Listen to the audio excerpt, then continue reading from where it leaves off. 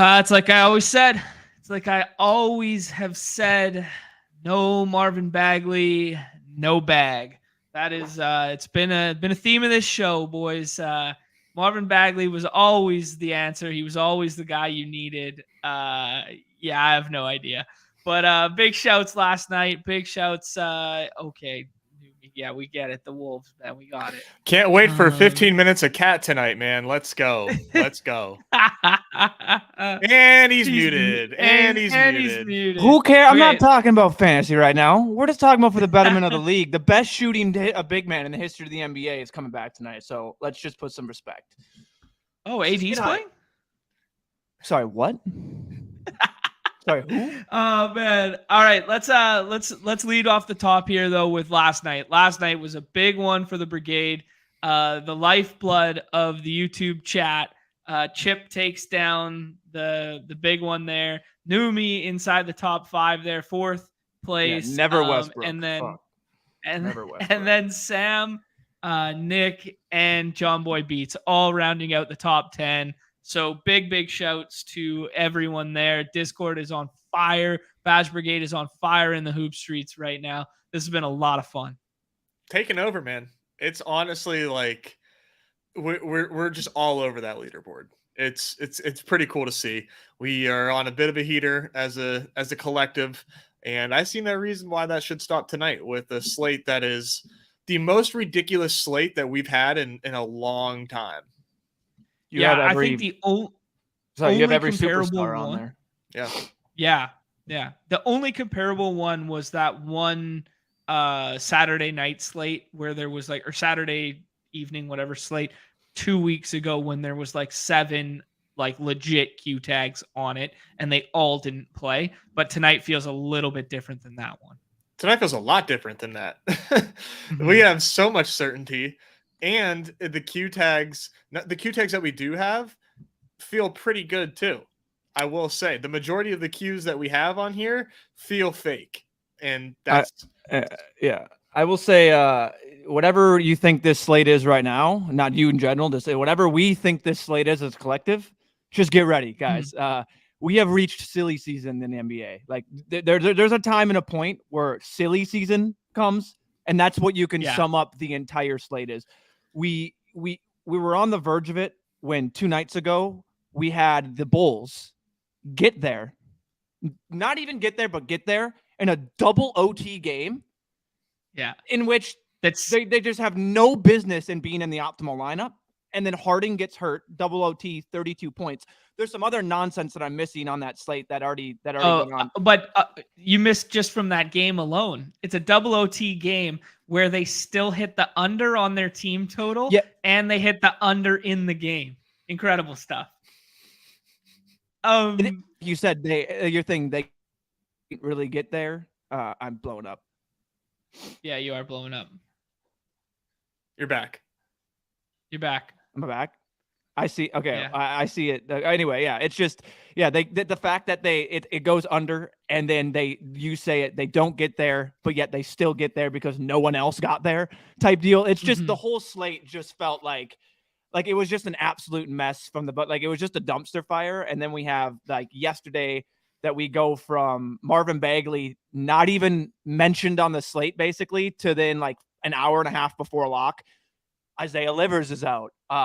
Who else was it basically ruled out? And all of a sudden it was hey guys, it's Marvin Bagley night. And everyone it's just, and now we have this slate, which is everyone was waiting on that Livers news, right? Everyone was just waiting to see if Isaiah Livers was going to play or not. That's silly season, man. That's what just gets to silly season. The fact that Marvin Bagley was the highest. I don't. Isaiah Livers not playing thrusted Marvin Bagley into a lot more playing time, so that did matter. No one was waiting for it, but him not being in definitely mattered. That Marvin Bagley doesn't get there without Isaiah Livers being out. I will say that. We have 2, 4, 6, 8. I think we have 9 or 10 guys on the impact rating of a legit 10. Superstars with Q tags on this slate. It's we'll get there. Yeah, we'll get there. Wild. I want to lead with my hottest, spiciest fire the gentleman up take of the night. I have X'd out Giannis from my player pool. Period. I'm not taking him once today. That's it. Yeah. Whoa. Not once, I think if he plays 19 minutes, 20 minutes. And even if he goes 2.5 fantasy points per minute, which he fully could as Giannis, that 50 points doesn't get it done on a slate like this. A 10 gamer with this star power, Giannis is out of my player pool. What do you guys think? Counterpoint, Giannis puts up score you need. I don't agree with that right off the bat. That's spicy, and I don't agree with it.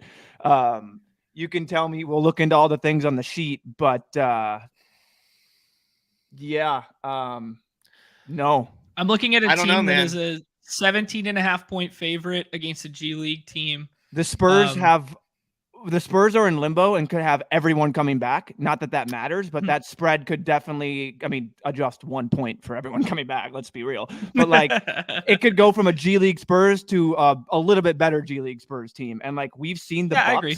We've seen the Bucks and these top teams play down to the level of these crap teams. You know what I mean? So would that also make Giannis not have a great night? Sure, but I don't know, man. That's bold. I will play a middleman here, and I will call that lukewarm because like John said, with this slate, I don't know that we have the 70 point, 60 point Giannis ceiling like we usually do with him. This really could get ugly really fast. And Bud is usually pretty cognizant with Giannis's and all those guys' minutes on the Bucks, or at least he has been in the past. I'm not sure if maybe anything's changed there. And especially when we're looking at Lillard at Utah, Anthony Davis with no DeAndre Ayton, Steph Curry with who I have a little anecdote about against the Mavericks, who are trash. There are options where if you're scared, race guys too. The 2 MVP race guys too. Oh yeah, well that's definitely a no. They're firmly ahead of Giannis in ADP. But sure, yeah. Yeah, it's I don't blame you for that, and I'm gonna be light on Giannis as well. I've only done a few so far. I think I've done 10 drafts. I think I have one share of Giannis. It's I don't blame you. Yeah. All right, let's dive in. Let's go straight into the sheet here. Plenty of actually, you know what? It's better when I switch the overlay first and jump into go there. Now that we got multiple shows, I gotta find a way to put these in folders or something so that I know what's there.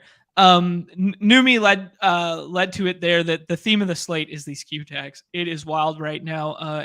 Edwards was a 6th round pick. DeJounte Murray's a 6th round pick. Cat was a 6th round pick prior to being ruled back in. There are some crazy teams out there with 4th round Harden and 5th round Hallie and all this sort of stuff taking place because of these wild names with Qs attached to them, but then the depth of the remaining player pool as well.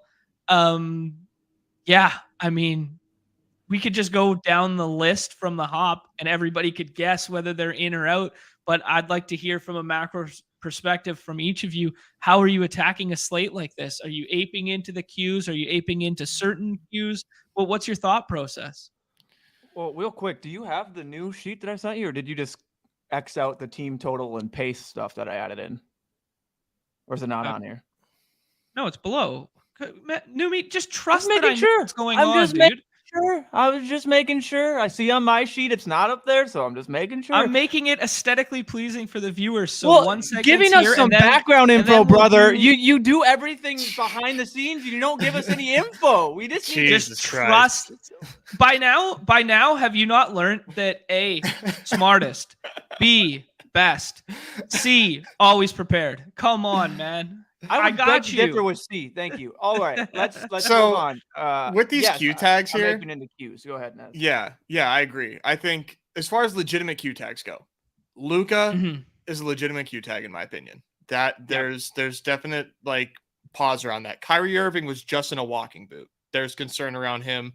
To me, I don't know that you just cautiously wear a walking boot. So that has me legitimately scared. Hallie. I would call it a legitimate Q. I think his price makes sense. But then when you get below, like, and Ant as well, there's the coaches, the coach for the Timberwolves. I'm sorry, I don't know his name. He went out and said that he honestly didn't expect Cat or Ant to play, but here we have Cat with being reported that he's in. Ant seems to be a legitimate Q. Now, when you get to Lauri Markkanen, who sat with a sore back, I feel pretty confident he's going to play. James Harden, the word Achilles looks scary. I feel like he's going to play. And then the rest of these guys, like for me, like Keldon Johnson isn't even in like my player pool. Caruso's not in my player pool, but Lowry and James Harden are the biggest takeaways here. These guys feel insanely priced for their matchups. Yeah, I tend to agree with you. I do think the Hallie one is a little bit less legit because they kind of gave him like this 3-game window benchmark a couple days ago. And then they were like, yeah, he'll be back in X amount of games and this equals X amount of games today. So I don't know. I'm just blindly following what people have been told on Twitter. But I do think the Hallie one feels a bit better, but yeah, double walking boots for Kyrie and Ant. We could play into Neumy's narrative from the other day that it's bobblehead night Ant's for out of Anthony. a walking boot. Yeah, we're aware. Yeah, you just said double walking boots for Ant and Kyrie. Yeah, like that was the narrative. Yeah, it was the I know. narrative. I was just letting you know that Ant was out of a walking boot for like 3 days. We're aware. Okay, well I was just okay. You just said Ant was in a walking boot, so I'm just gonna clarify. A couple days ago. Yeah, you didn't say it. Anyway, all right. Yeah, I don't know. What's your lean there, Neumy? What's your hand on that Minnesota floor? What where are you going with Ant here? I'm taking him quite a bit. Yeah. I was taking him and Cat for the swaps. But when Shams or Woj basically tweet stuff like that, they're 100% like they have the ins with the agent. They know like they're tweeting on behalf of basically the player. Like there's becomes a really important thing in the NBA when like Woj or yeah, exactly. Thanks, B. Breck. Exactly. Like when Woj or one of the guys tweets specifically for the player on behalf of that, and they have information like, oh, we think Harden's going to be ramping up and coming back. Like he's coming back. Like he has the info. It's not like speculation. So, and it's basically who it comes down to. I'm going to butcher it because I don't know, but they represent different basically like agencies when they do that, when it comes to Shams and Woj and who the players that they represent in there. So when he all of a sudden he gave the indication last night, I had inkling. I'm like, oh, if he's tweeting this last night, like I think he knows something that we don't. And like someone put in the chat, like Shams greater than Finch. Like it's true. When they're reporting stuff like that, they're not going to be wrong about a dude potentially coming back. When it comes to Ant, I said the bobblehead night, 6th round Ant seems insane. I don't think he's going to have any minutes limit. He shouldn't have a minutes limit. If you're worried about him, don't put him in there. I know Chad said he definitely has a risk of re-injuring it. I think anyone with an ankle injury has the same amount of risk to re-injure the ankle when they come back after it. So I'm not weighing that at all. Definitely in there. If he's playing 6th round Ant, love it. If he's not, I get a swap. And my stance has been now I have a swap with my early teams and I get to put in basically at 6:05 the most up-to-date information with my swaps. And being a 10th round or 10-game slate, there's a plethora of guys that already look good. And there's a plethora of guys that will open up when the whole slate goes haywire. So, yeah, I'm leaning 100% into that. James Harden ADP is the silliest thing in the world. I have endless 5th-round Harden teams from last night. It just seems so silly. If he plays, it's James Harden. He's ready to go. He's playing. If he doesn't, same narrative for everyone else with the swaps. I will say a lot of them I've been doing, whether I be at the 6th spot or not. But if I'm at that 6th spot, I'm definitely getting a Q tag. Yeah, for sure. That's definitely how I'm going about that. Yeah. So, I mean, my biggest takeaway from what you guys have both said there is you guys aren't obviously afraid of the Qs given the depth of the slate and what we anticipate happening near lock with a bunch of value opening up that we can then swap to. Are there, I mean, we alluded to the walking boot of Kyrie there and stuff like that. Are there any Q tags in which you will not currently take at ADP? Kyrie. Okay. So Kyrie, you think agree. is legit not playing tonight? I think there's better options. And yes, I have a better feeling. I have a more inkling that he's not going to play in my take. And I think there's just other options there that I like via James Harden. I'll just jump him over that and stuff like that. And then not a Q tag, but I don't know what to expect from Ja Morant. Jaw's very interesting. Yeah, we got the quote all within a timetable of yesterday. Questionable to I don't think I'm going to be able to play. Like I don't think I'm going to be able to go to off the injury report to if he does play, he may be coming off the bench. Like all of these things happened within a 24-hour timetable, and now into today. So basically, that's the bear case. The bull case is it's Ja Morant against the Rockets. So like. You could come out here and just Ja Morant it up and just put up a number. You know what I mean? And at that price tag, it's interesting. I don't know. I haven't been clicking on much. I was trying to push him to the 4th last night. It didn't really happen. That's where I feel comfortable about taking him just with like they're projecting him. I have him for 28 mins. I don't know what you have him at, but like, I just don't know what we're going to get out of him. But like, if you're getting Ja Morant off the bench, that almost just seems like coming off the bench with those guys is eating up all that usage against other than bench guys of the Rockets. I mean, that's just like dude's playing a pickup game at the Y and he's Ja Morant versus these guys. That's what it seems like. So I have him for 25.9 right now. I don't know. Stochastic has him for 27. Yep. They're just playing it. Yeah. 28. Yeah.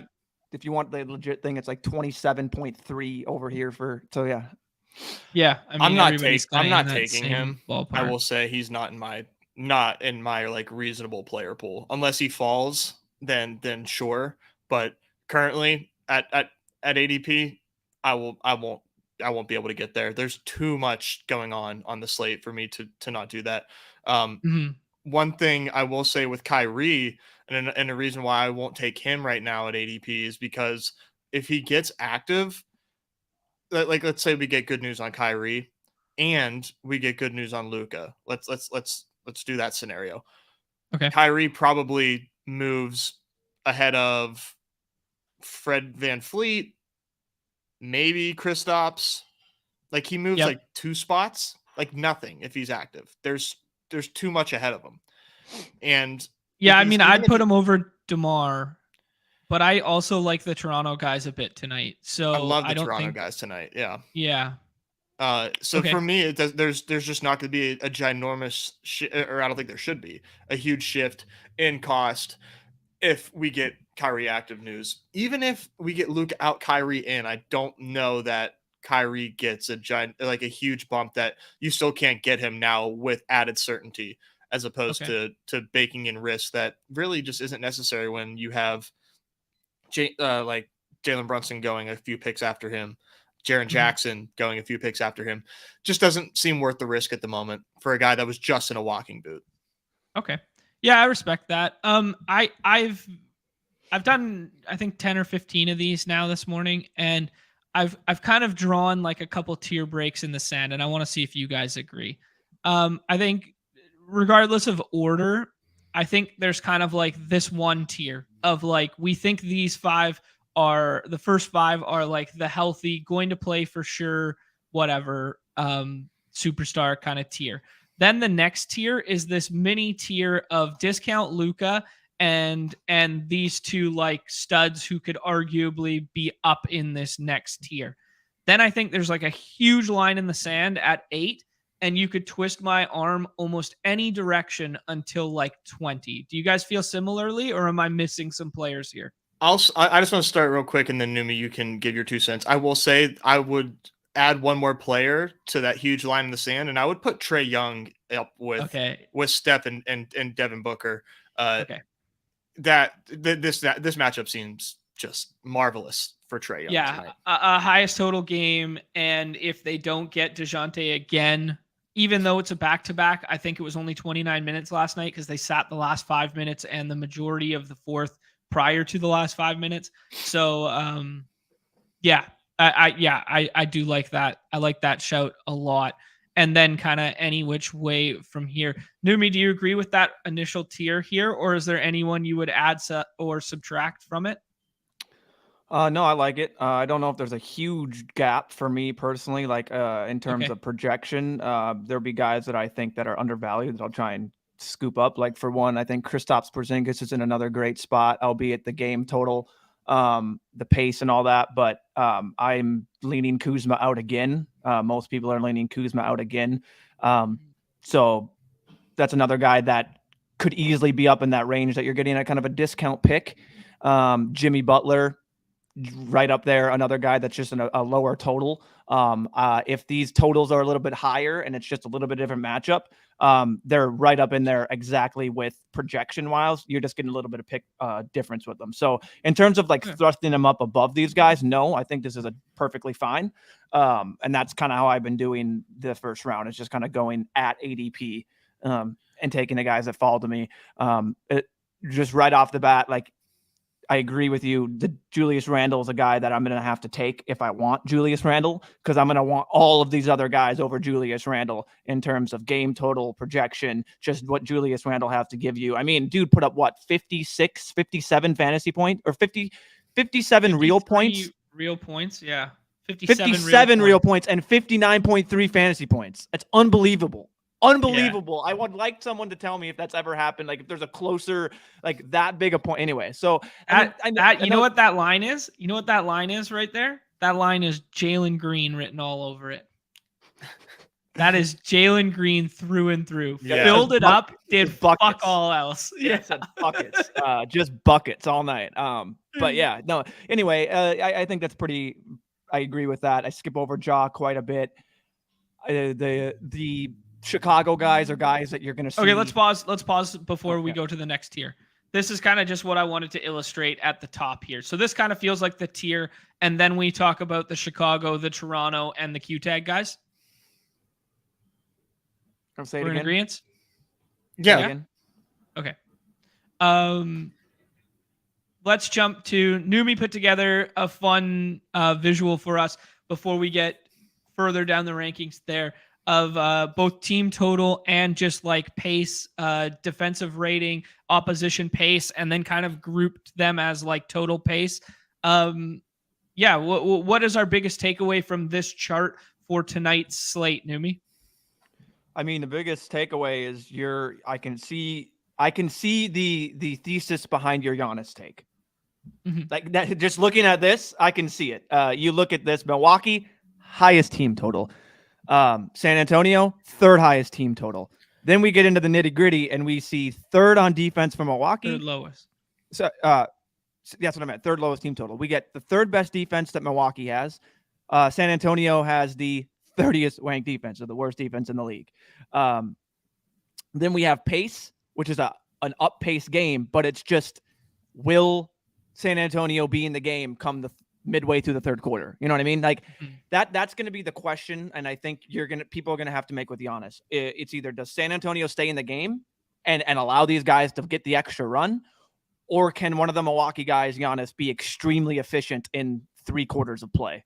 And I think you're taking the stance, which is, I think, just looking back at it, it's a totally fine stance, and it makes sense to be like, you're saying, I don't think Giannis is going to get enough run, basically minutes to put up. If I think Giannis is playing a team that's capable of pushing them into a competitive game into the fourth, then I'm going to push him up there. But right now, I just don't think he's going to put up the points, which that makes sense. We saw yesterday in games where guys just not getting the run that could have helped so many teams in the leaderboard. But it's just like, you want the games that are close and like within 10 points. If you get down to it's like basically 15 points with 5 minutes left, you're screwed. You're not getting that extra like run. And in Milwaukee's case, they could be up 30 in the third quarter. So yeah, literally, that's what I initially see out there. Is I understand your thesis, and it can go both ways.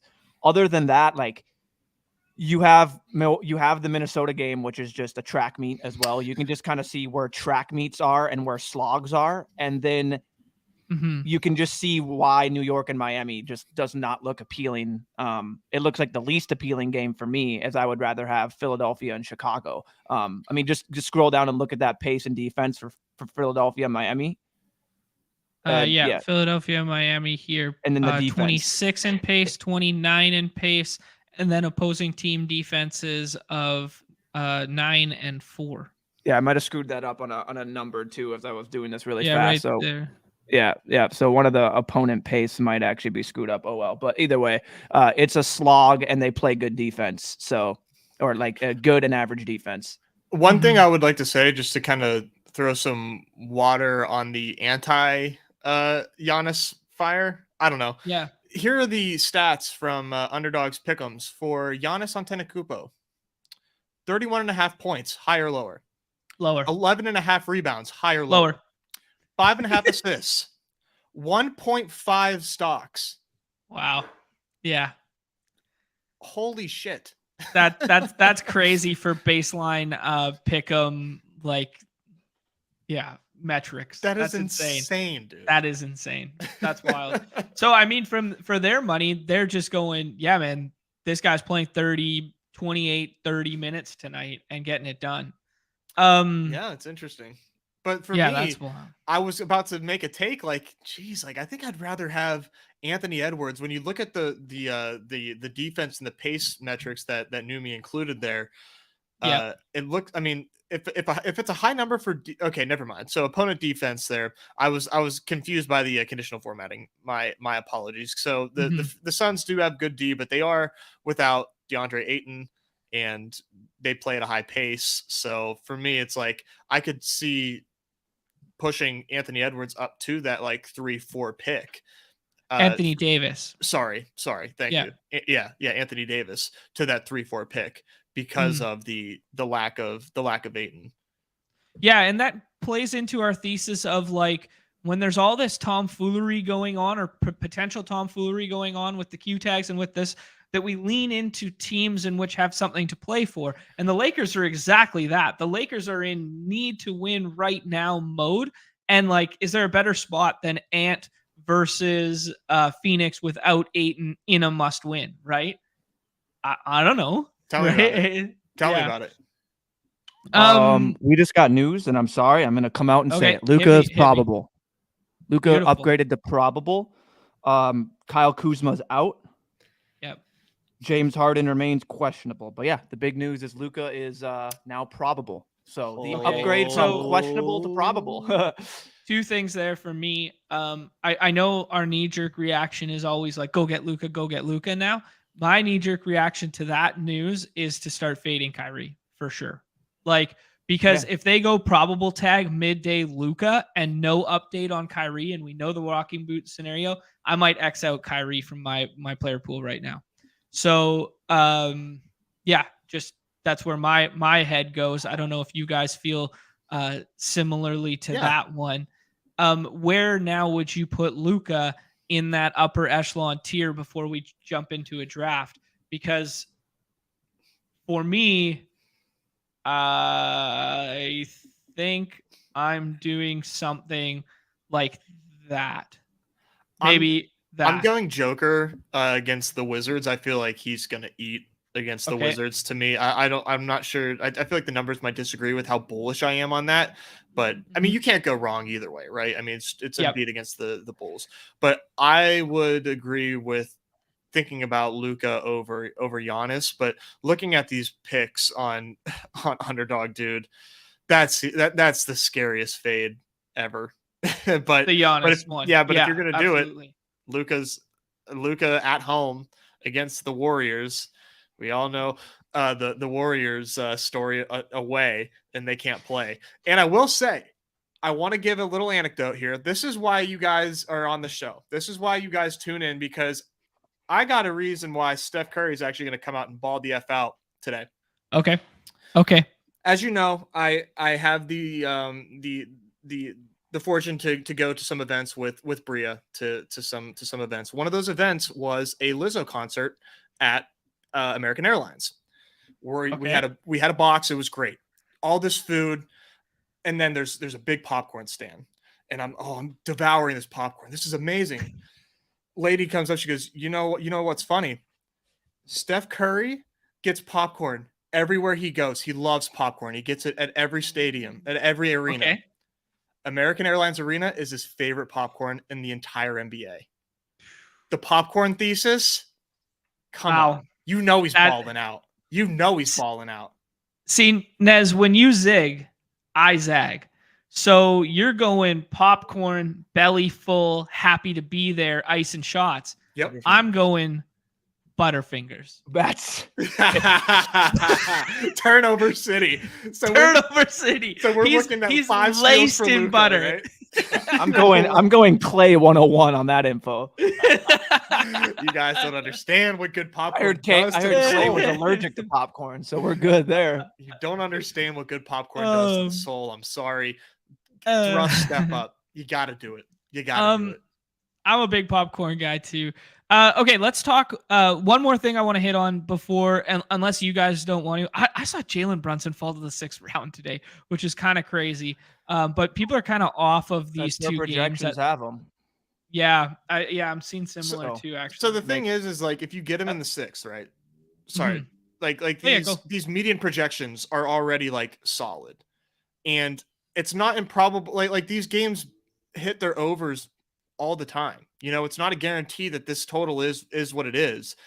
A lot of things can happen where Jalen Brunson ends up being a really, really good play. Yeah, come on, guys. I thought we were regulars here. Lizzo, Pitbull, I mean, you name it. For me, it's like if this game does go over, now we're looking at like, oh shit, like, and we faded these Knicks because of the game totals.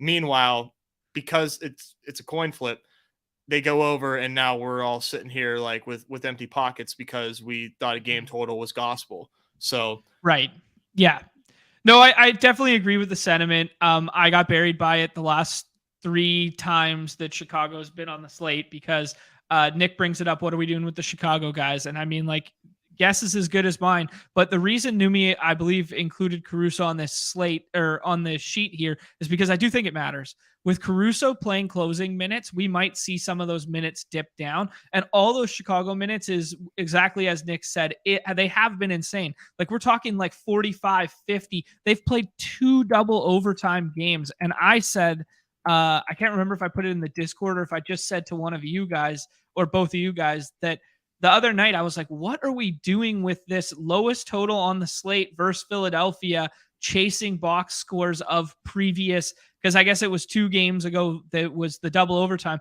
and we're just chasing box scores here. And then sure as shit, they come out and they do it again, right? So, I mean, maybe I'm not full fade the Chicago guys, and maybe I have to like open my third eye and start mixing them in the 3rd round. But for me, man, I just can't click their names when I'm staring at like the pace up spot with the Pacers in Toronto that I like, and these 2 Q tags. I guess maybe not Kyrie, to be honest, but these 3 Q tags, I'm taking all of them in the 3rd round over the Chicago guys and trying to call a shot on my Chicago guys. Where are you guys at?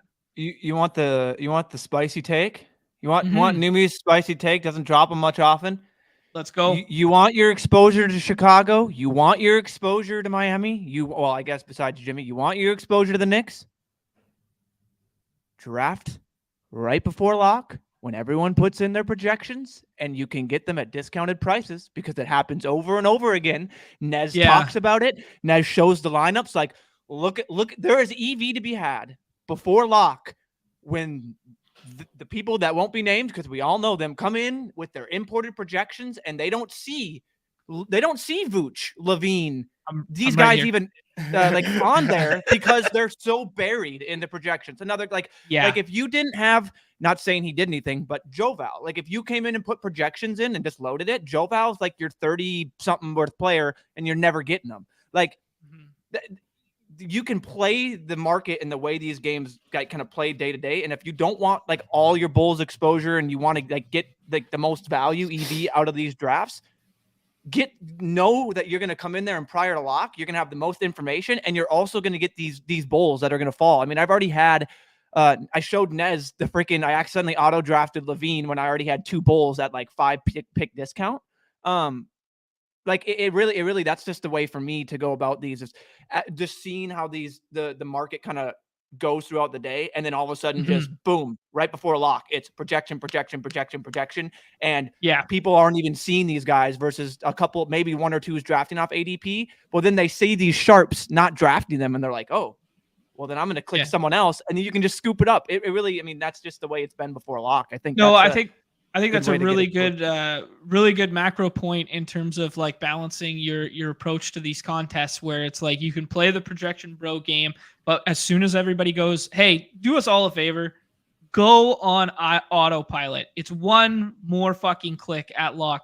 I am looking at. You got to click autopilot and then go out. Oh yeah. Oh, okay. 2 clicks. Okay. Yep. It's an extra 300 clicks, damn it. Yeah, but like if you're doing like 20, 25 at lock, I'm looking at you, Crutches. I'm looking at you, RT99. I'm looking at who else was guilty of it? B Burgundy was guilty of it last night. Like watching that clock go all the way down to 30 for a guy on the corner and then go down to 30 again. Oh my God, it's so infuriating when you're manually drafting. But I am doing the Lord's work. I am doing the good service. I am a patron of the people. I click that extra little autopilot there when I'm getting like 50 in at lock. 35 of them will be autoed, and then the other 15 I'll do manually. What's worse is when all of a sudden they milk it, and then like all of the drafts that aren't being milked somehow simultaneously you all get on the. I'll go from waiting 30 seconds, I won't have a pick, and then all of a sudden 30 seconds, all of 15 of mine. You're on the clock. I'm like, oh my gosh. And I'm trying to go through them all. It's like they all synced up and went boom on the clock at the same time. Yeah, exactly. Rydok, good player in his own right here. Very sharp player. Just saying the bigger the slate, the less likely that one guy puts up the score you need. And I think that's a good macro takeaway to remove ourselves from who, if it's Giannis, if it's Joke, it doesn't matter who the fucking player is, just from like a mindset that like on a 10 gamer, when everybody's trying to build these super teams, there's way less likely chance that we need Marvin Bagley last night. Like last night was Marvin Bagley, no cash. If you didn't have 6th round Marvin Bagley, you weren't going in the top like 5, right? Top 10, whatever it is.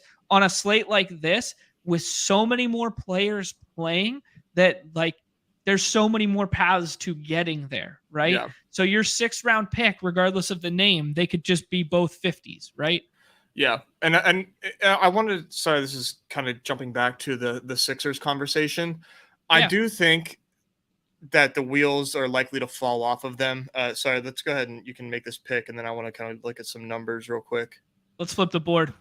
Let's be the first guys to flip the board.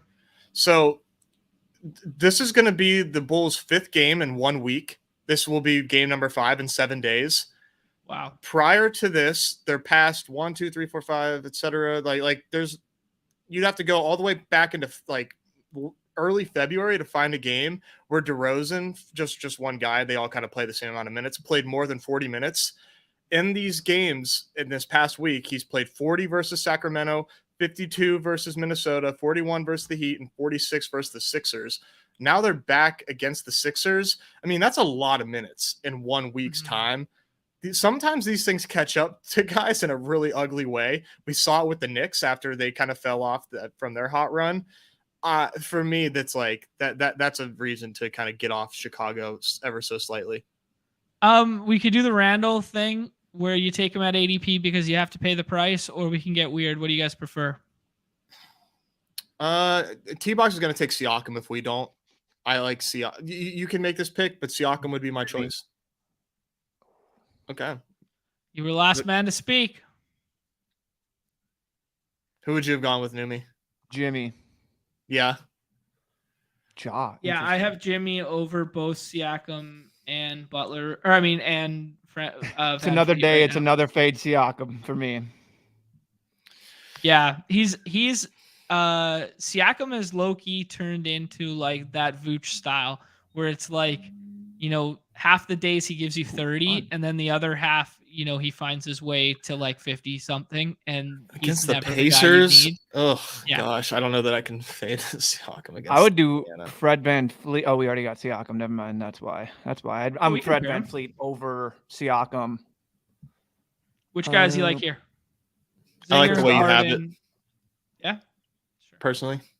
Let's do it. Yeah, Kristaps. So there's the fact that we got the Kuzma out now and we didn't get cues for the other guys gives me some praise. Oh yeah, they should be good to go. Unless we get and Washington's right in the mix for that play-in game as well. Like they're playing to win. Yep. And that's another thing that gives me hope for Hallie is that they're right in the thick of trying to fade a play-in game or get a play-in game. Like they're right in that mix too with Chicago, with Washington. That's why I think we can expect a bunch of minutes from those guys. I'm marking in here. I don't know what you guys are. We got Bam. We got JJJ. Levine. I take a lot of Markkanen. Yeah, I like Lowry. JJJ at home versus the Rockets is also like extremely intriguing. I don't know that I'm going to get to Bam tonight at all, and that scares me. Okay.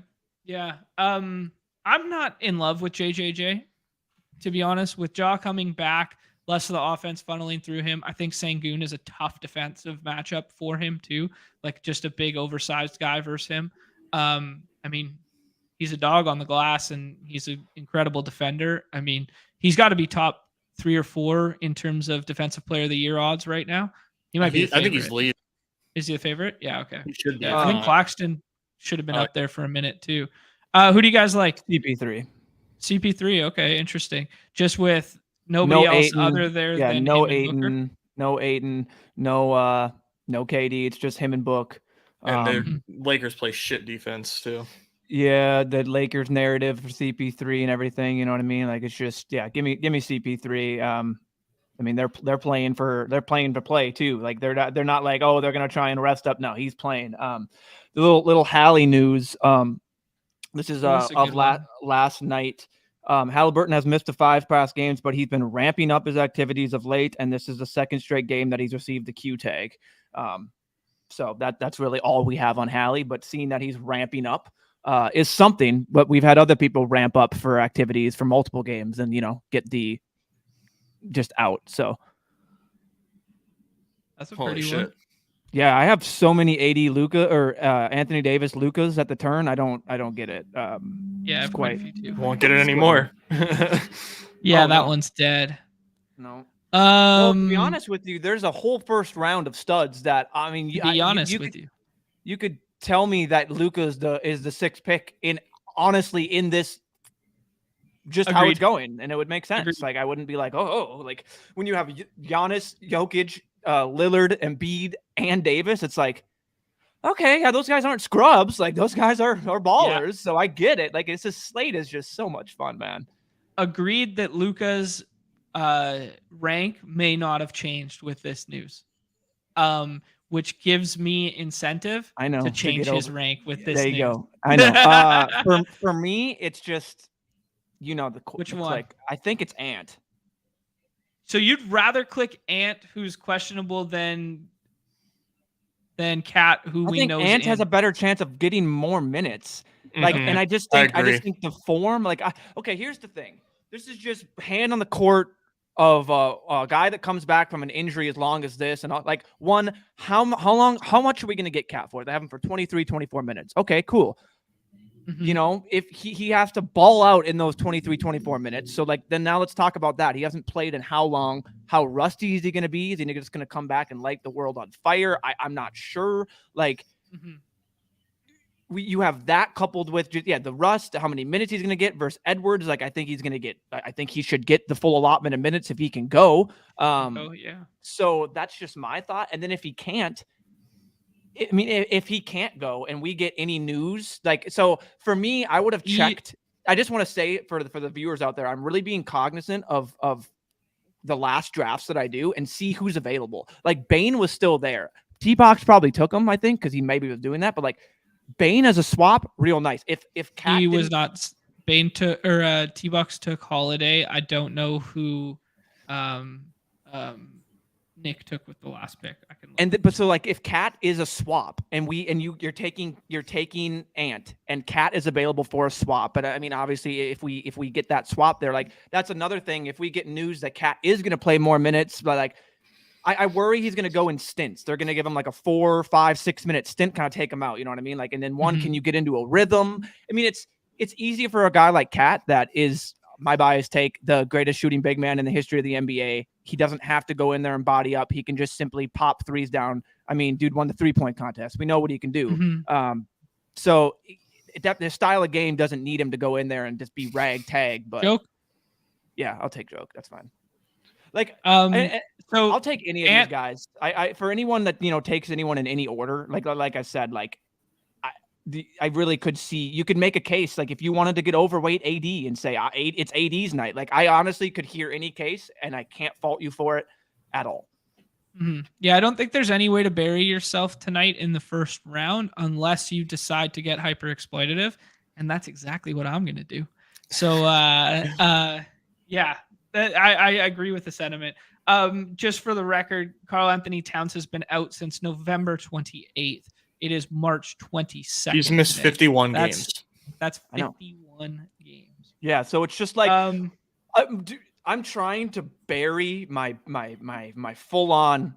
We're effing back, baby. Cat's back. Like, You're wearing double Minnesota gear right now. I'm doing that by saying I don't think Cat's going to be viable. I mean, yeah, I am. If you listen to the words I just said the dude probably isn't a good pick. Like, so yeah, I can rep that we have our fucking band back from health. Like, I'm fucking excited. Injuries suck. Like let's get them back out there and see what happens. Like, I like seeing the good teams with their best players on the court.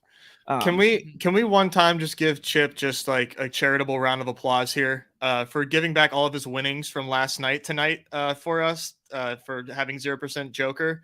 That's just a very charitable thing to do. So yeah, Chip, I will say you're a sweetheart for that. He's doing it all with Embiid, and like Embiid's got a matchup that he could just destroy. I know. We can go ahead and take Randall at ADP. I think Randall is going to be kind of like the falling darling of the day kind of thing as the third round gets pushed over the second round. And this turn is interesting. It is interesting. This could be in damn near any order, and I think this pick is fine, by the way. Let's take Randall. I haven't clicked his name at all in my 20 drafts today. Or last night and today, I haven't clicked his name once. So let's go ahead and do that, and then we could go a little game stack narrative there. We could get ahead with the Harden thing, given the fact that we took Joke instead of that. Yeah, what's up? I don't know, man. Fred VanVleet. I just got a Fred VanVleet inkling tonight. I don't know what it is. Nobody ever gets Fred VanVleet right. I know, it's terrible. Nobody ever gets Fred VanVleet do Jimmy. right. Just do Jimmy.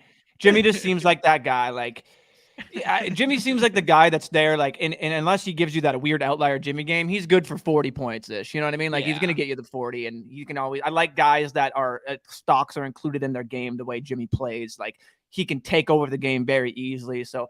Those are nice. Same for the Fred VanVleet thing. I don't know if you guys have been. He basically all the comments he said about the ref Ben Taylor, and now the NBA has basically demoted Ben Taylor from. If you just look into Fred VanVleet, Ben Taylor, Nez, you're gonna. I know. I've seen the comments. Yeah, it's pretty funny. So yeah, the NBA. I think the right words are they demoted him. Weeks following Fred VanVleet's rant. So it's pretty funny. There's just some funny tweets going on. But I was just going to say, Chad doing the Lord's work here. Yeah, fun little nugget from Chad here, just suggesting that CP3's points per minute are actually higher than Booker's without Durant and Ayton on the floor. I can't imagine that's a large sample because Durant hasn't been around that long, and Ayton's probably only been out 3 or 4 games. We'll just take Chad. If you take the entire Durant year off, just take Durant off. Take and Durant see what off, it is with and just then Ayton. Yeah.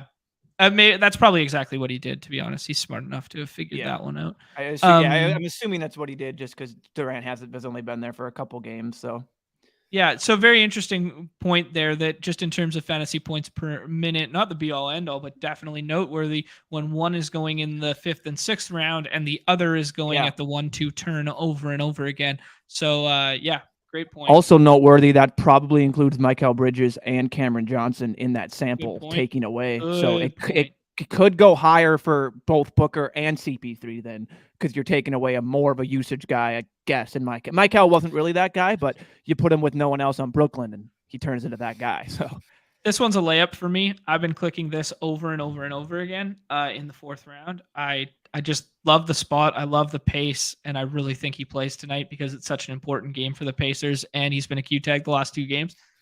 I just been clicking Hallie over and over again. You guys feel similarly or no? They need it. Yeah, they're on the brink of like they're running out of time. So I totally get what you mean. Like they're on the outside looking in by 2.5 games. So Nez giving me that look that he's got a Brunson boner. He's got a boner for Brunson, the classic. Nez loves Brunson. I'm maybe I'm like overestimating the Raptors, but I don't know that this matchup is like the juiciest thing in the world. Whenever we have CP3 with nobody else against the Lakers who don't play defense, like to me, his ADP is flat out wrong. So we going with CP3 here, or do we like Beal without? All right, let's do it. Yeah, I mean, Hallie's a smash. I will say, like, Hallie's a no-brainer there. Even with the matchup, I totally get the matchup sake, but I mean, it's Tyrese Halliburton. I think he's turned into the way his game plays. He's pretty much matchup proof. He can do it through points. You can do it through assists. It doesn't really matter. But we know me. Dad always said when I have a chance. I was gonna say, like, I was like, who are you? What have you done with Neumy? If you were to say anything other than Hallie's a smash tonight. I mean, it just I don't understand how he couldn't be. Chad confirming that that's an entire season sample. Whoa. So, yeah. Walter White, buddy, did you get cat news that I didn't? I guess. I don't know. I don't know. The news is there's a green icon under his name. Did Gobert die? I took Cat at 25 earlier, right after the news, just to flip the board. Like just to get him paired with a front end Embiid team in the 5th round. Yeah, see, Cat wasn't being drafted that much last night. So right now my inkling is to try and push him to the 6 and get him for swaps if I need be. That's my thought. It could be a leak though, just looking at like I really don't know what they're gonna give him for mins. Like we got an update on Stochastics model. Let me see what they did for Cat mins. Dude, Anthony Towns, 23.6 minutes. They're giving him 31 as a mean projection for points. That ranks behind Christian Wood, Draymond Green, Brook Lopez, and he's basically tied with OG Anunoby, which does not make him a 5th round pick. Just no, it doesn't. On that, yeah. My biggest question mark is what it does that we haven't talked about yet. Is what it does to Gobert, because I really liked Gobert tonight, and now I don't. Well, T-Box is still taking Gobert, so there you go. Let's make a pick here. Kevin Porter Jr. has been getting a ton of run. Desmond Bane is Desmond Bane. I have a hard time clicking Brook Lopez's name just in general, but the spot is amazing. Walker Kessler, Nurk is kind of fun. Walker Kessler for Nez's win, baby. All right. We're running out of time. No, I think Kessler's in a fantastic spot tonight. I will say I think my favorite 6th round pick at the back end of the boards right now is D'Angelo Russell. I think he is going very overlooked right now. The same narrative as the CP3 thing, but on the other side of the coin.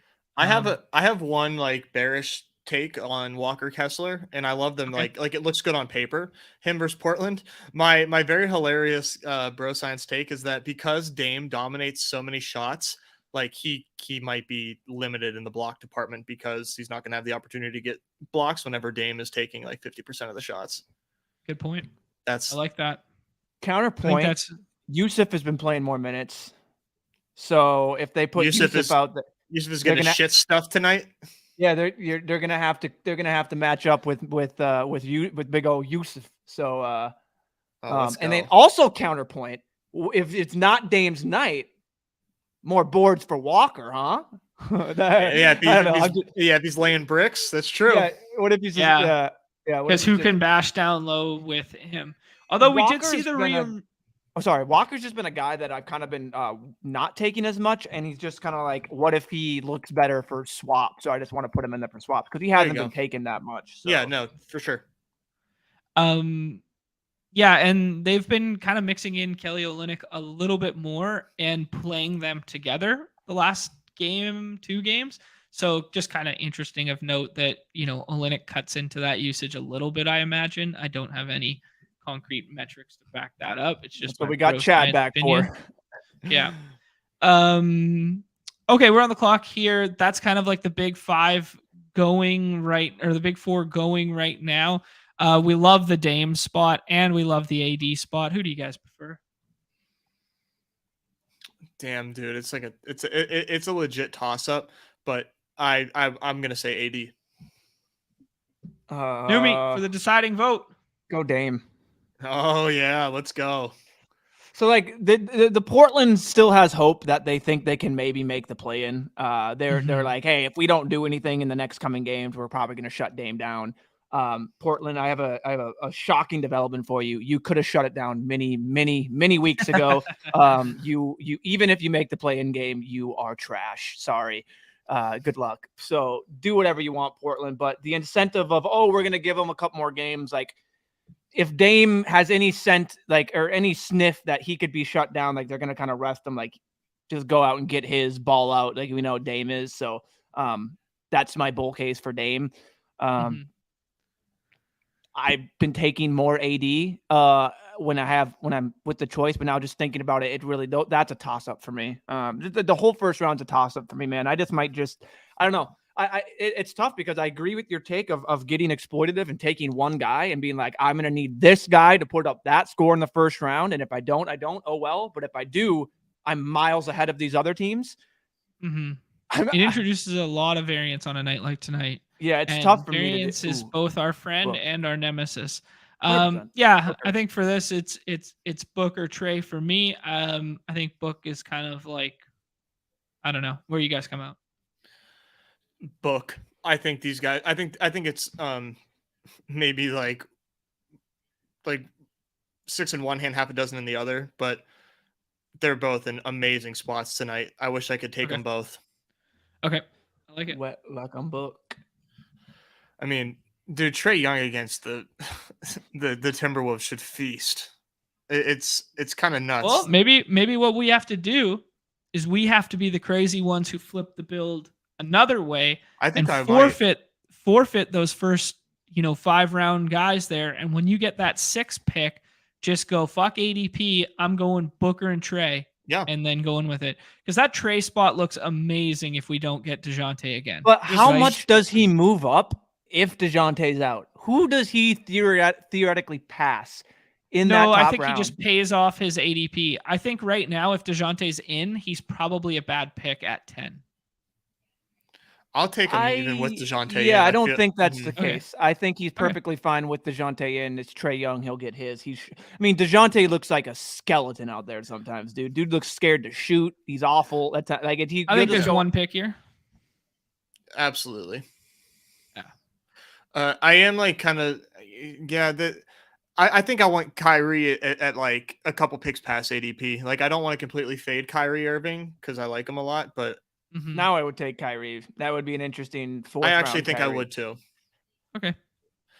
Chad, if you're out there, I would love to know the difference in fantasy points per minute from Trey with or without DeJounte, because my brain tells me it's not massive at all. Like I feel like he might even benefit a little bit from Murray, from just like a couple extra assists, a little less emphasis on him from opposing defenses. Yeah, you know what's a Trey night when all of a sudden it's like it's 3 minutes into the game and it's like an 8-4 game Hawks, but it's 6 points Trae Young, an assist, a rebound, and a steal. You're like, okay, well, buckle up, ladies and gentlemen. Trae Young has came to play basketball tonight. Like he's engaged. I want to talk. I want to talk a little bit about this because I was thinking this earlier that it's so hard to click THT's name in the 6th round right now because of the other names that are available in the 6th. But it is a very, very nice little THT if he stays out of foul trouble night. Right. But that's the thing. I don't know if people know he was in foul trouble. Yeah. I want to talk about, maybe we'll pause after this one draft, talk for like 5 minutes and then draft one more. Yeah. But I really want to talk about who we could see later in the day, bull case, bear case of Q tags of whatever that aren't getting drafted right now. Who could some of the biggest beneficiaries like be? And I think THT is kind of topping that list. Not necessarily like he would benefit of the marketing. Yeah, Maxi, that's a good one. We're on the clock again here. Jamal seems like a smash. Yeah, you like Jamal tonight? I like Jamal as well. Okay. Sounds good to me. I mean, the Wizards are the Wizards. I think Chip's onto something here though with these Q tags here. I do think Hallie and Markkanen are the most likely of the bunch to play. Yeah. I definitively believe that, and they are the cheapest. I have been clicking on them over and over again in those later rounds. One thing I just want to say is that could be what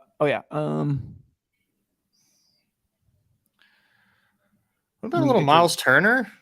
Yeah, I kind of like that. He's buried. Not really. Yeah, Miles, I don't know, man. Can you just click him for a second, I guess? Just let me see his box score for a second. What do you got for mins? Well, we're going to... Okay. Sorry, you're boxed out. Yeah, he's asking me for the box score with 2 seconds on the clock. Where did his box score go? Just like you asking me who I want with 2 seconds on the clock. Damn straight. Be prepared. Yeah, he hasn't played over 30 minutes in 6 straight games. Yeah, that's definitely not good, and only 1 block in those 3 games. You know what that means? Dude's due. Yeah, he is, but stocks. Like dude came out there, scored 15 points. He had 18 and a half fantasy points in 8 minutes. No fouls. Holy shit. He did not see run until less than 6 minutes. They just didn't put him in the game. He had no fouls. He was leading the team. It was outscoring whoever they were playing. It was Miles Turner, them less. Took him out. Like, he played 8 minutes, so 4 minutes. He did not come back in for like almost another 10 full minutes, and then played another 4. And then I think they took him out again. Like, it's just they're just not like to Bob's point. Like, they're just not playing Miles. Like, could he step into that and have that Miles Turner game? 100%. But man, is it just it's not the click that you're used to clicking. You're used to clicking. Yeah, good point. Chad mixing up here for us. Trey with DeJounte 1.3 fantasy points per minute without 1.47.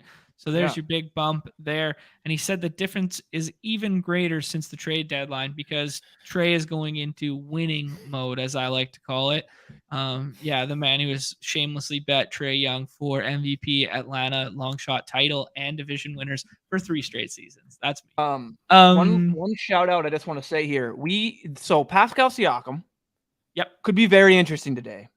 Okay. With the Q tag of Scotty Barnes, who sat out practice and is day-to-day with a wrist injury.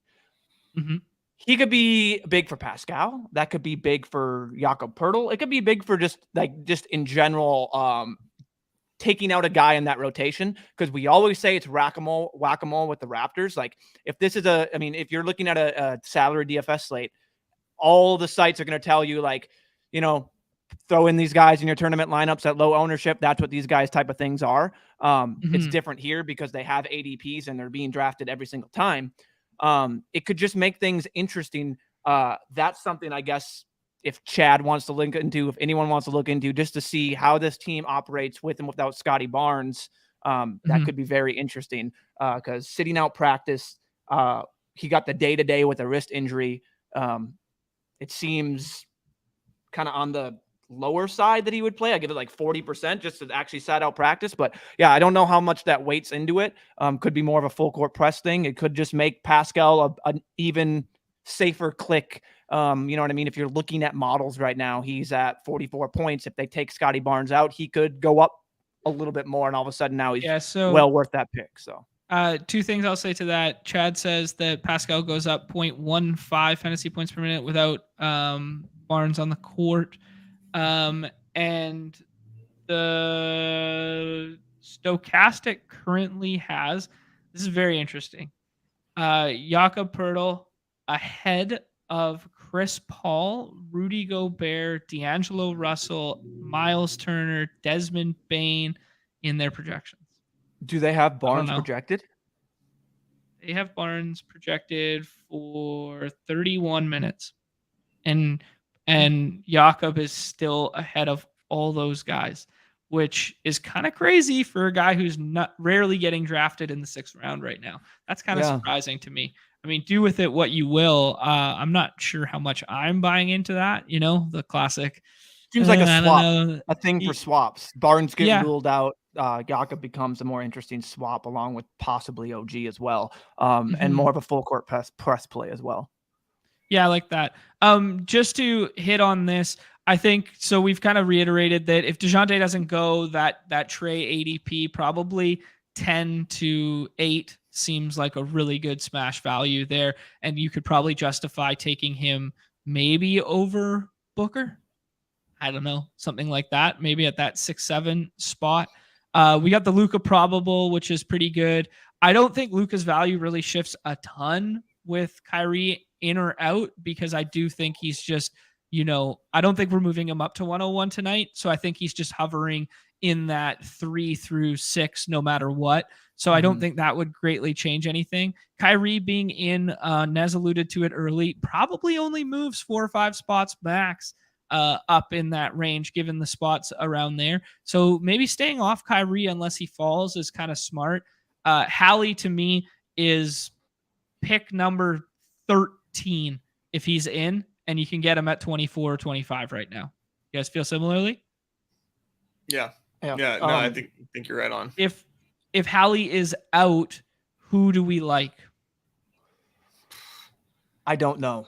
Who steps into this. Miles Turner looks better. I don't know how much better, honestly. Like I'm interested to see Miles Turner with and without Hallie off, like making the guy work. I know. Yeah, making him. Yeah, I mean, if you're back. Come on, back to work, Chad. But I mean, yeah, no, I'm interested to see that. My thought was like the way Hallie operates, like it benefit to Turner. You know what I mean? The way they play.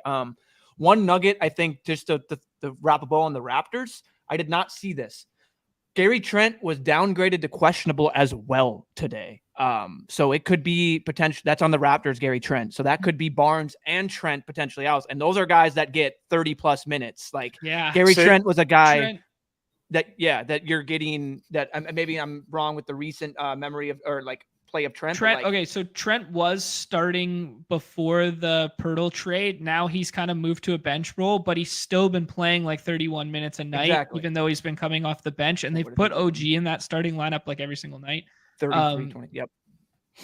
Yeah, he's getting plenty of minutes. So that's just another cog in the rotation. Like this is when the this is just the things to think about. Like this is when the Raptors can become more interesting.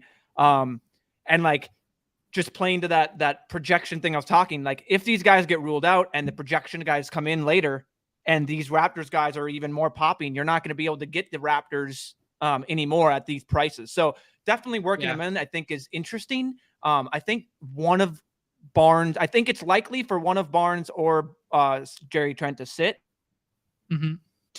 Knowing I just said that, it's probably both. Yeah. Oh, he froze. Yeah, no, I agree. And to Chad's point where he said that the points per minute doesn't really difference there. And the points per minute doesn't really change without Barnes for them, which just incentivizes me to be totally fine playing Pascal and Fred VanVleet together. So I've done a couple now where I take Embiid at the 101 and then go Fred VanVleet, Pascal at the 2-3. Just teammates that I'm pairing teammates together, I think, is like a really nice edge. I think people, like I said last episode, I think people avoid it, and in certain spots, that's just not a good idea. It's. I agree. There comes a point where it becomes leverage for you, where it's just it's just instant. Like you're giving up like a couple points, maybe point something in projection. And this is ownership to gain so much unique just combo. You know what I mean? So yeah, the negative correlation that people think exists is just it's just not there. The negative correlation you take on does not outweigh the potential leverage in the right spot. Yeah. Yeah, and you want to talk about the right spot? It's pace-up spot without Scotty Barnes, without Gary Trent, and that game goes to overtime. God, and they break the slate. Give me 4 goddamn Raptors. I don't give a shit. Yeah, they're gonna eat. Yeah, that's the key right there. I like that you said that the pace-up spot is very important. Like these teams that do get the pace-up spot are it's nice. Like for Dallas, like you go from Dallas 28th in pace. They're playing the highest pace team in Golden State. Like that is wheels up like type deal. So, if we get no Anthony Edwards, is there a team swap or are we swap into another game there? Yeah, so that's interesting. Like, Kyle Anderson is interesting. I mean, he's still popping in projections. He's very interesting. That's with he becomes Ant the main facilitator. Yeah, he becomes the main facilitator without Ant on the court, which is very weird to say. Yeah, though Mike Conley. I mean, yeah, Conley played well last game, but Conley showed that he's got that dog in him. But yeah, Kyle Anderson has been the focal point and the main facilitator that's stepped up 100%. Okay. Yeah, so I guess. Yeah. You guess what? It would be Anderson. It would be Anderson, potentially Cat if he gets upgraded in minutes. Otherwise, stay off the game kind of thing. Maybe Gobert too. I still think Gobert and Cat can coexist tonight. Okay. Marketing, if he can't go, is it THT night? Is it Walker Kessler night? Is it stay away? Are they both in play regardless of marketing? They both could be in play. Okay. Harden, easy maxi swap, probably. Question mark? Or Melton. Depends your liking. Melton. Okay.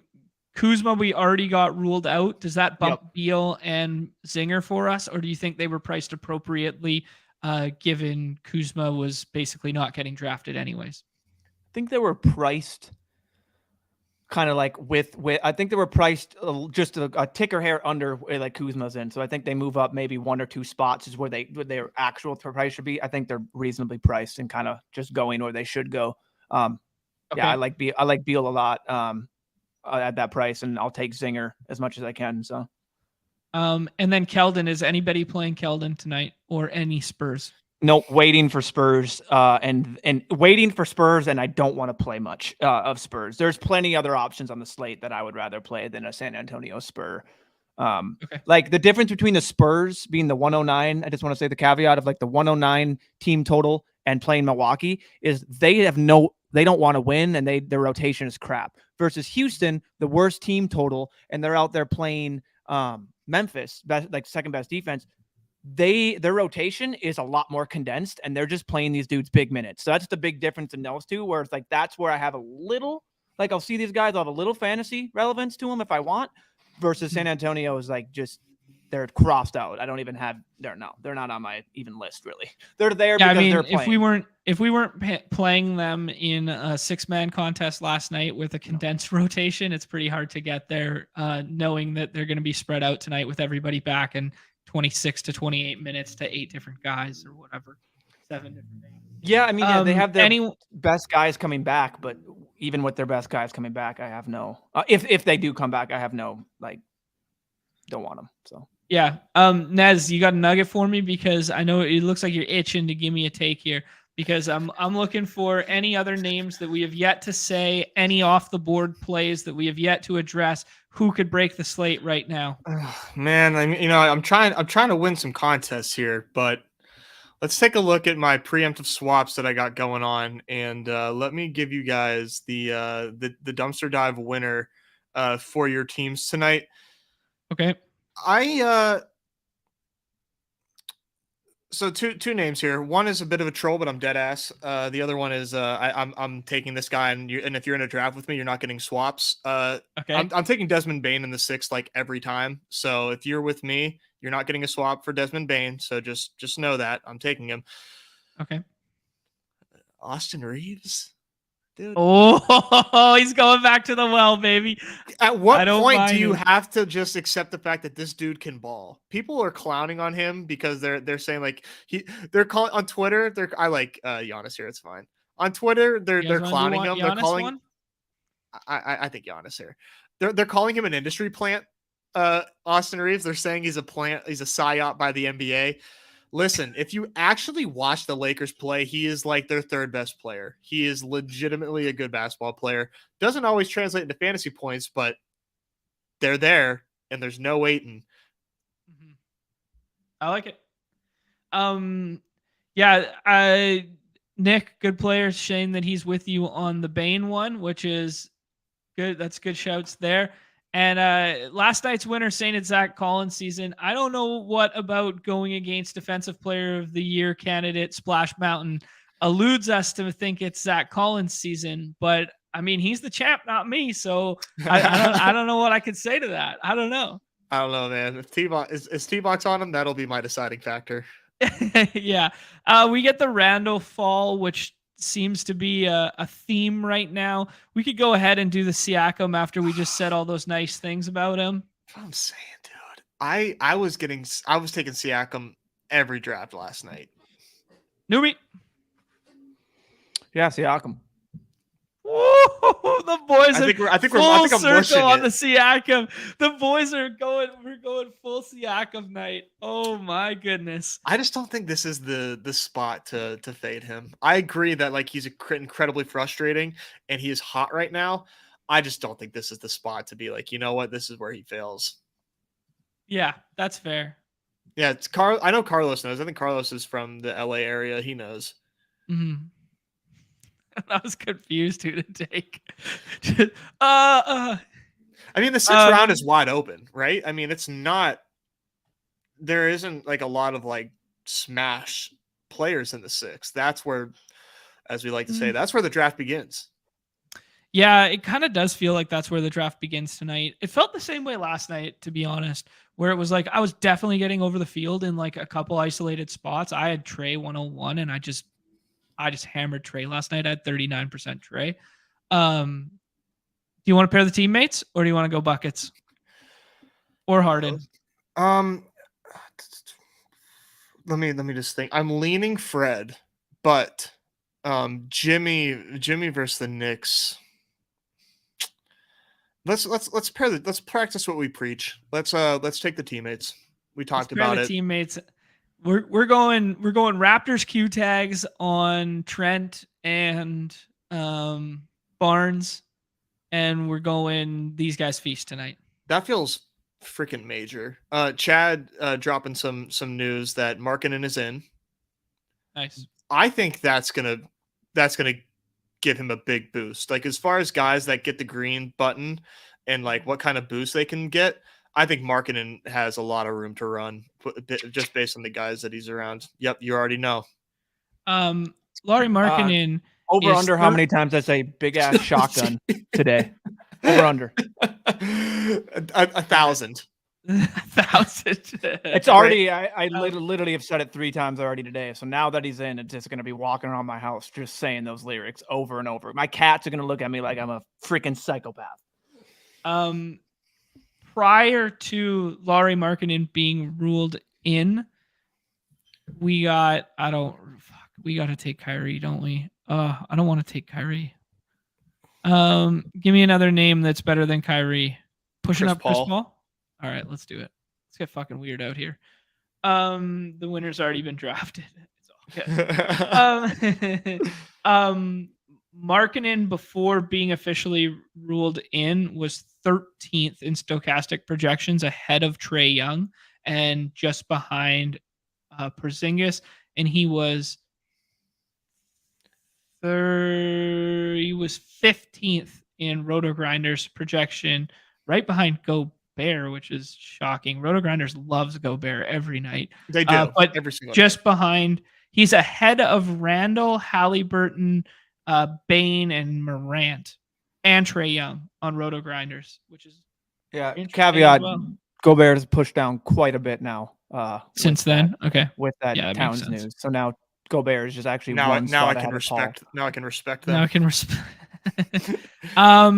You said you're going to be underweight Bam today. God, if this is we going to go ahead and take him? Are you going to be underweight Bam? Because if so, take him. Because I'm going to be underweight Bam. 7 picks past ADP. Unless you see this again, then you can be like, oh shit, I just caught a knife.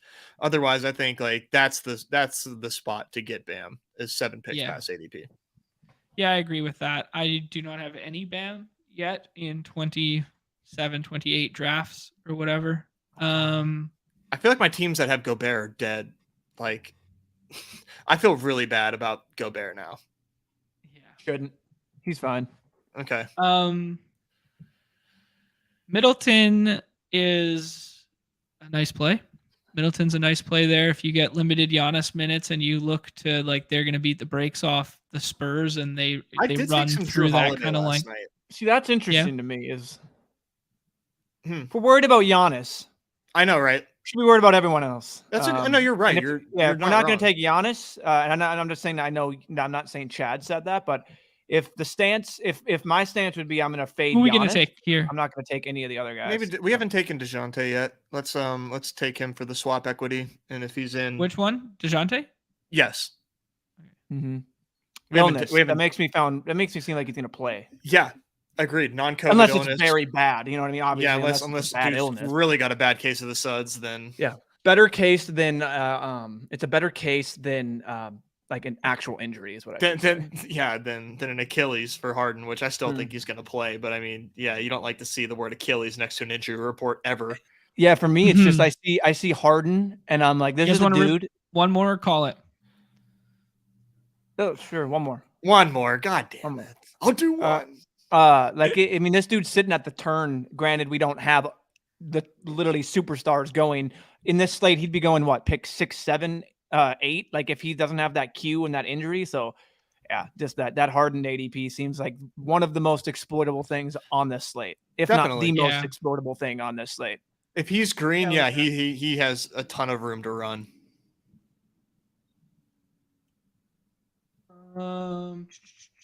Trying to find some nuts teams I drafted last night. I know there was a lot of third round Devin Booker going on. I got a third round. Wow. Yeah, man. Ask Chad. It was crazy. And then I have a 6th round CP3. That's the coolest thing that I have from last night. I have a 6th round CP3. I guess it's not. The rest of the team doesn't look too great. I know, right? It's without ADP, it's I hit. I mean, it's just constant. I like the look of a Davis, Luka, Fred VanVleet, James Harden, Chris Paul, DeJounte. That sounds nice. Yeah, I have a lot of stuff like that where it's just I think Anthony Edwards. I mean, I know we took DeJounte because we didn't do it, but if I keep getting 6th round Anthony Edwards, I'm gonna be just rotating between him and Bane. And that could probably be to my detriment, just really boxing myself in the 6th. But maybe I just won't go so super heavy volume like I originally said. I found my favorite. You ready? It's Anthony Davis, Luka, Jimmy Butler, James Harden, Lowry Markkanen, Chris Paul. Shit. Yeah, so long for that. Since you just jinxed I mushed it, man. Yeah, so I'm gonna shut up. It's everybody's favorite time of the show. You shouldn't have said that. Oh man, that is sick. That really, really nice job there. Yeah, I couldn't stop taking Chris Paul. I fucked this one up. I took the one that I told you guys that I took Karl Anthony Towns in the 5th right after the news just to get ahead of it or whatever. I fucked this one up. Dame, Luka, Harden, Markkanen. Then I took Cat, and then I got CP3. I fucked that up with the Cat pick. Dude, okay. As much as we're talking about, I don't. Okay, so Luka or AD. You wanted to get ahead of Luka. That could be your play. Perfectly fine, either one. I don't care. I like Luka. Nez likes AD. This slate is ridiculous, man. Go Luka. Go Luka. Just wait until we get even more of the silly season. We're going to get one of these. For me, it's I'm looking at this at my sheet. I sort by ADP and I go, all right, what of these guys is going to get a random midday Q that's going to just fuck up everything? And I'm sitting here and I'm like, what if one of these Chicago guys randomly gets a Q? What if they did? What if they did something weird with the Knicks that all of a sudden make one of these teams that we're not really into more appealing because the guy's out? I'm like, okay, what if Ja Morant just gets 30 minutes and I'm a fool for having 0%? It's just, there's so many things that can, it's 30 Ja minutes so would be really bad, I think. What does Stowe have him for? Because RG has him for 27. And I'm just interested. We did this already. For Ja? Sorry. I thought I don't remember Ja's minutes. I don't think we asked about Ja. Updated. Yeah, we did. We did it earlier. Yeah, we didn't do cat. No, we did the jaw ones. Dude, I got we did cat. We did cat. We did cat, brother. I did. It's 20. It's 26.9. Roll it back, boys. We've done this. Roll it back before. Roll it back. Okay, well, we were talking about cat when I said 24, so just so you know. But yeah, okay, 27 makes sense. That's just in terms of like, so if you give him the 41 or like, so this is ceiling. If you give him the 53.4 ceiling at 27 minutes, he's a 1.98 fantasy point per minute player. It's just like, what is he gonna give you? I just don't think he has that. And that's just dividing obviously minutes per ceiling. That's nothing like what he has been doing. Just to clarify, Chad to come in here and be like, "Where did you get 1.98?" It's like that's just what the calculations. But you trust Chip? Chip's still drunk and messed up from last night from partying from his victory. Come on, Chip, brother. We literally were talking about cat. John, really? Your alt account in here? Really? Your burner in here? Leaving John his right comments? Have some shame, man. Matt. Okay, John. I love it. Yeah, that Jay Warner alt account that Sam posts. Literally, Jay Warner, like whatever, Jay Warner. Yeah, Xavier, you're not fooling us, John. Yeah, that's kind of funny. John Boy Beats. Okay, John. There's also just Warner on Underdog. I screenshotted it. Should have been you. Yeah, gotta get that one belongs to Mr. Good Boy. Yeah, Tucker Warner. His crutches is he auto drafting or and he never pushes the pilot button. But here, look at this or something. Look at this dude right here. Look at this. Boom, snap pick from T-Box because he presses it. Oh, is T-Box a little manual? Oh no, he goes to 23 for you because you're in Canada. It's kind of true.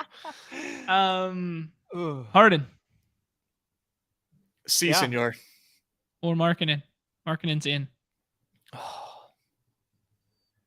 Well, you're not getting Harden back, so do whatever you want. I'm fine with Mark Lowry there. I'm good with that. Markkanen's in. We know Markkanen's in, so we may as well. Markkanen is at the yeah, man. He's like firmly above everyone we just took that we passed over. I think. Yeah, I think so too. We could flip the board, take some 4th round CP3 if you guys love him that much. Jalen Brunson, I know, is top of mind.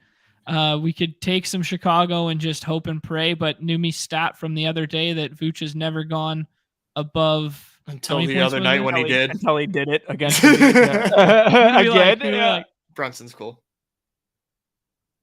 Yeah, for me there, it's like my own person. I don't know. Brunson's in play. They're all in play. Like I just think like maybe since I'm building so many teams like this, I just throw in a Vooch and just try and get the value there. But I don't know. It just seems.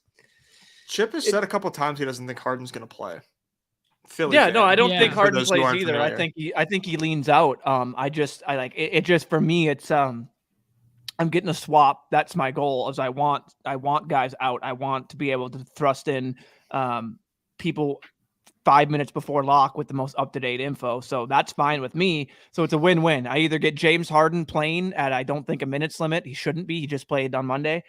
In the 4th, or I get a swap at a 4th round tag or 4th round price on a 10-game slate. So, yeah, this seems like a win-win to take Harden there. That's a good point. You guys want to add a wrinkle to everything? Now Precious backup center minutes questionable. So I mean that Raptors situation keeps getting an upgrade? More fun. Jordan. So we got T-Wolves backup point guard. Oh, yeah, right. I'm gonna make sure Jordan still. I think it's just interesting, just in terms of like what that rotation's gonna. McLaughlin's now illness. So T-Wolves backup point guard. So not that really ends up. He's probably not playing. The slate has been shattered. Yeah, but T-Wolves backup point guard out. Ant in. Read the tea leaves, boys. Read the tea leaves. It's interesting, yeah. That they put him on there for illness, so it's downgraded to questionable. But I think Ant's probably going to be a game time decision, and it's going to give him the game time decision type thing, or it's just going to be like a early out. That seems like that they're either going to make a game time decision, or we know he's out type thing. That's my thought. I don't know. Bobblehead night, baby. It's a shame that we got the 2 auto drafters in front of us because we're not going to get CP3 here. I'll bet my life. Which opens the door for who you guys interested in here. I mean, I haven't been taking any Rockets guys. It feels so gross, but the minutes are there. And I mean, Kevin Porter Jr. was a 2nd-round pick 2 days ago. So I mean, if the minutes are there, we know we can fill it up a little bit. CP3 every time.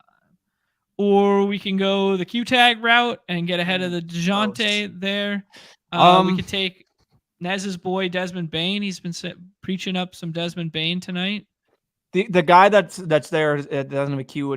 Kevin Porter interests me. Otherwise, it's just. I was gonna say that I'm looking over him tonight like heavily, and that scares me. I'm worried he can really bury me, even though the Grizzlies play good defense. All the guys are in too for the Rockets, so there's no really like, there's no Green, there's no right. It's not like anything opens up, but like they're playing a minute. Reliable. Yeah, they're just a bad Knicks and Raptors team where they're the bad team, but they're condensed rotation, and these dudes are getting minutes and like it's the safest of the gross teams. Like they're equivalent to kind of like they're an off-brand Chicago who's sitting there at 1.5-9 team total or 109.5. Versus 109. It's like Chicago or Indy or Houston's just like a shittier version of them, but they're just getting such condensed rotations. Desmond Bane or Q-tag DeJounte, Q-tag Edwards. Practice what we preach with Ant. Just take them in the 6 when we have them there. Yeah, it's not me. You can go Ant. I mean, it's your call. We could do Bane too. Like I don't hate that at all. I have 6th-round Ant. I'm left and right. $1 million right now. Yeah, like you're gonna literally every. Yeah, what if we just get what's gonna happen when we get the Ja officially news? Like Ja coming off the bench, Ja starting, Ja ready to go. No, none of this, none of that, like what? That's a big like it's he's a Q tag without a Q tag basically. We're waiting on Ja news, so yeah, it's interesting there. Yeah. So again, Neumy, you're not worried about Gobert at all. I'm not like, okay, so I'm not. I have a lot of them, man. So I really need this reassurance. So obviously, Cat coming in there is going to be. It takes away. It could take away rebounds. It could take away block opportunities. The thing is, Gobert has came like we know what Gobert came there to do, and basically, it's do everything that was supposed to be Cat was inefficient at. That was what they offset. We saw that they didn't really get together in the earlier season. They weren't clicking kind of how it went. And we saw now Gobert when he's been that kind of focal point, even now, especially with Ant out and the unlocking of Mike Conley. I still think Gobert gets all the run he possibly can. I think they maybe stagger Gobert and Cat and maybe play him a little bit. But I still have him for 31 minutes at basically a 40-point median. 50 ceiling. Yeah. I think Gobert's fine. He's still going to get all of the run. Gobert's as a starter already with Cat there. So really it's all of, is Cat going to be extremely efficient or take a lot away from Gobert? Okay. I'm not worried about it that much. No. Okay. Makes you feel better. I've got a lot. I can't do anything about it. And he looks good in the 6th. So yeah. What Gobert does best is it helps him because when a guys that come with usage, it doesn't normally hurt him. Gobert is normally that kind of sloppy cleanup guy. He'll get his 10 points, whatever. Hopefully fall into some more, but then he's giving you the boards. He's giving you like a couple of assists and then the stocks is what you're hoping for with Gobert. So he's like Walker Kessler, but he doesn't cost 5 first-round picks. Yeah, everybody's. I'm sorry. Jesus, dude, I can't. I mean, just catching strays. It's supposed to be a good day here in Minnesota. It's supposed to be a good day here in Minnesota. I'm sorry. You're good. All right. Fun slate tonight. Fun show, guys. We'll be back tomorrow doing some baseball stuff on the Underdog channel there. If you are not subscribed to that channel, go ahead and do that for us and follow that tweet for the merch and credit giveaway that Underdog's doing. I posted the tweet in the Discord. I retweeted it on our Twitter account. Go ahead and just, very simple. Literally just have to like a video, subscribe to the channel, and screenshot something. Stuff that you're all already doing. Take 2 minutes out of your day, and you will be entered into the merch giveaway draw tomorrow. I'll be spinning that magical wheel for the people tomorrow, and you got to be there to claim your prize, though. You got to be there. You got to be in the chat hanging out to claim your prize, or else you don't get it. But you want some of that sweet underdog swag. We've already lost Neumy. Neumy couldn't even give us 2 more seconds of his attention. He's already drafting. He's already full draft mode. I'm sorry. Yeah, there you go. Link is in the chat right there. There you go. Do us a favor, hit that like, hit that subscribe, hit that follow on your way out the door. If you're not playing Underdog Fantasy, promo code MLB at sign up. Neumy, you're really pissing me off. I'd reach through this screen and fucking knock your ass. Dude, you can't win with this guy. You can't win with him. You can't be sarcastic about it. Just jam. We'll come up with something fun to do for tomorrow. We'll be drafting dingers because we're only 6 or 7 days away from opening day, but we'll come up with something fun there. You guys got any on the fly takes right now? First round just keeps getting shaken up. Everybody's reacting extremely heavily to like small news, and I think we kind of forget it's a 162 game season. It's a really fun time to draft. If you're not in there, check out some of our streams, get some info, and hop in there.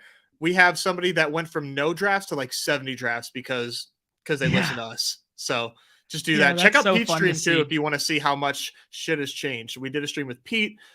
We drafted a team with him, and it's like the all fragile team. And things have changed a lot since then. That's a really fun stream.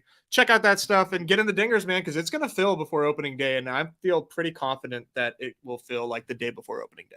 So hurry up. Yeah.